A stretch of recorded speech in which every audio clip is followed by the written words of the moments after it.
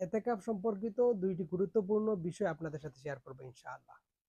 তার মধ্যে একটা হচ্ছে, যেটা গত কয়েকদিন আগে দুই একজন ভাই এ বিষয়টা জানতে চেয়েছেন, যে দুইজন ব্যক্তি একত্র হয়ে একজন 5 দিন আরেকজন 5 দিন, তো এরকম দুইজন মিলে যদি 10 দিন এতেকাফ করা হয়, তাহলে এই এতেকাফ দ্বারা কি রমজানের শেষ দশকের এতেকাফ হবে বা এতেকাফ সহি হবে কিনা।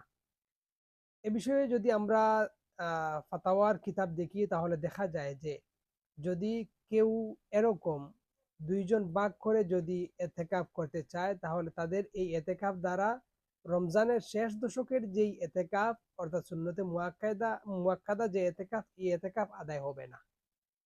তাদের এই এতেকাফ গুলো নফল হিসেবে গণ্য হয়ে যাবে।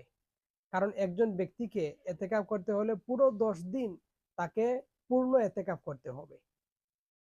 এরপর আমরা যদি ফাতাওয়ার কিতাব দেখি, তাহলে দেখা যায় যে এরকম কেউ যদি 20 তারিখ 20 রমাদান আসরের পূর্বে পরে না ঢুকে, সে যদি মাগরিবের পরে ঢুকে বা মাগরিবের পরে ঢুকার নিয়ত করে, তাহলে এতে তার কি হবে, এই সুন্নতে মুয়াক্কাদা যে এতেকাফ, এই এতেকাফ হবে না, বরং তাদের সেটা নফল হিসেবে গণ্য হয়ে যাবে। এই হিসেবে যদি কেউ এতেকাফ করতে চায়, তাহলে তাকে পূর্ণ 10 দিন এতেকাফ করতে হবে। এরকম ভাগ করে 5 দিন এতেকাফ করলে এতেকাফ আদায় হবে না, যেটা সুন্নতে মুয়াক্কাদা, বরং সেটা নফল হিসেবে গণ্য হয়ে যাবে।